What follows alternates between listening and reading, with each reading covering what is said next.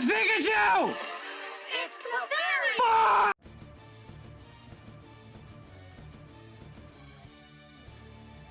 Hey guys, Slevin here. How have your trips been going? Seen any rare Pokemon? Any luck catching the one you were really looking for? Yeah? Awesome. No? Join me. We're going on a journey through the world of Pokemon Go. Except, you know, with all the little cheats involved like public transportation. And real-world dangers that the game holds if you can't be bothered to look up from your phone once in a while, especially when on a crosswalk.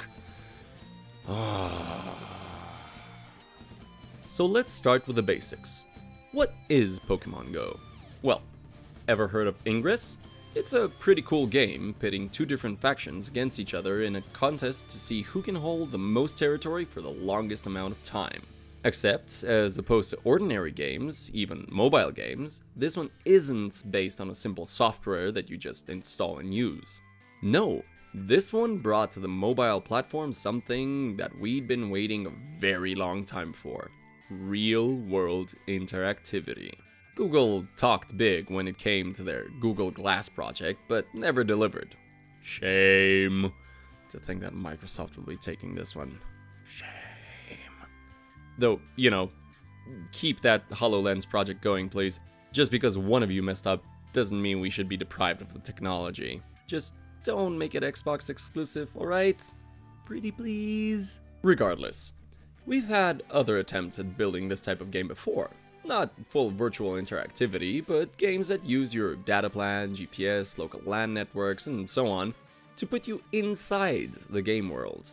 The sense of agency was immediately obvious. You weren't just playing a character, however personalized, in a fantasy world. No, you were playing as yourself in the real world. Your mobile device granted you what was basically the heads-up display that gamers would normally get in a game, and the motion controls were, well, your own motion. And Niantic really pulled it off with Ingress. Let me kind of explain how this goes. Throughout the world, and I mean the world, there are control points that can be captured by each faction. A single point captured gives you points, but also grants points to your faction. Linking points grant more points, which is nice, but where the real magic happens is when many players of the same faction come together to link up many capture points. These create fields. The bigger the field, the greater the point gain. Seriously, the missions these people would set up to get ahead in the global score were amazing, and still are. The game's free to play if you want to check it out. Just be careful which faction you join. I might dislike you if you choose poorly. So just pick blue and let's pretend everything's just ducky. Okay, so you've gotten an idea of what type of game we're talking about. It's not about just looking down at your phone. You have to physically go from point to point and interact with them locally. You can't just cast stuff over long distances. You have to go out and do it. Like, with your legs. So what's the difference between Ingress and Pokemon Go? I mean, both basically have you walking around getting points, or Pokemon, capturing gates, or challenging gyms, upgrading your items, or again, Pokemon. So the game style seems to be the same, right? Well, yeah, and no. Where Ingress had this sort of Matrix storyline where control of the population was held by the faction with the most points in a certain area, and then there were human... You know what? It really doesn't matter. While there is an underlying storyline to Ingress, it's not necessary for you to enjoy the game. The game mechanics and general competition are enough for you to have fun. Now, Pokemon Go, well, that's where the big difference comes in. We're not talking about just another number-crunching Skinner box, though it kind of is.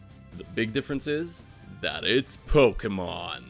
Sure, Ingress lets you walk around and achieve objectives and so on, but Pokemon Go lets you walk around and catch Pokemon and buy Pokeballs and challenge gyms and do everything that you've ever wanted to do since the first time you picked up a Pokemon game. It doesn't need a story per se. It just needs to transform our world into one where Pokemon are finally real, or the next best thing to it that our current publicly available technology allows. Imagine if there was a game like this but involving Skyrim mechanics. Right? Going around, killing monsters, getting quests, battling players, getting together with friends to kill a dragon, joining the Stormcloaks or the Imperials. You don't need to be the protagonist, you just need to be in the world. Agency is key here. And that's what Pokemon Go does. Allows you to be that Pokemon trainer that you've always wanted to be. Granted, many things need to be added to the game before we'll be thoroughly entranced by the game in a truly Huxleyan sense. But for now, we get to go out and try to be the very best, like no one ever was. Sure, there are factions fighting for control of gyms throughout the world, but this sort of game wouldn't have worked without a competitive facet to it. And really, aren't we all just waiting for the moment when we'll be able to do battle with our Pokemon? Seriously, Niantic, we're waiting. But before that happens, we need to set down some ground rules. First off, this game is basically an alpha test. Which we love, yes, but not a full game. It's nice seeing Pokemon in the real world, but there's not much else you can do. We can only hope that within the next months we'll be getting the game we've been waiting so long for.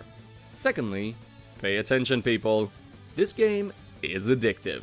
So much so that there have been numerous accounts of people almost walking into dangerous situations.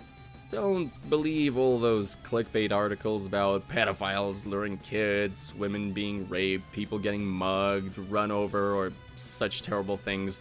However, if the internet's taught me anything, is that it's a pretty good gauge of what will probably eventually happen. Keep your heads up and eyes sharp. We're basically counting down to the point where some accident or crime is attributed to Pokemon Go, as is wont to be done by so many scaremongering journalists everywhere in the world. Let's not give them the opportunity, shall we? And most importantly, it's just a game. Keep yourself safe, will you? Not even Mewtwo is worth getting hurt over. And that brings me to another point. When we do get the option of directly fighting other players, make sure it's just a Pokemon battle. No need to get heated over a game. It's just that, a game. And a beautiful one at that. Hence why civility and caution are key words to be used when going into the world of Pokemon Go. Agency only applies to the game world here. To be fair, where I'm from, it's not that big of a deal, so meeting other trainers is like meeting old friends. But still, catching my first second evolution Pokemon was quite rewarding, and I can't wait to wipe those red bastards from my neighborhood. Your gyms are mine. So, while we're waiting for the next patch to come out, so we can get the Pokeball rolling on training, trading, battling, and just generally understanding the power that's inside, let's take a moment and reflect on what this game will do to people and the world in general. It's definitely a step in the right direction. I'm not talking about Pokemon games here, just games in general. This has the chance to be the biggest binding force in gaming, mobile or otherwise, in many years. It brings out those childish dreams in everyone who's in love with the series, but also allows people who haven't witnessed the magic that we've known for so long to jump in, while also offering the agency necessary to become involved on a personal level in the game. Even if world leaders won't be joining us, just imagine. People from countries that have long-standing feuds suddenly finding something in common. Something that they can use to set aside their differences for, even if it's just a game. Or rather, especially because it's a game. This is our time to shine. To show people that we can come together in friendly competition regardless of gender, creed, color, or whatever other standard people use to break society down into. Allow your love for the game, the agency and power that the game world offers, to push you into greater relationships, communication, openness, and understanding.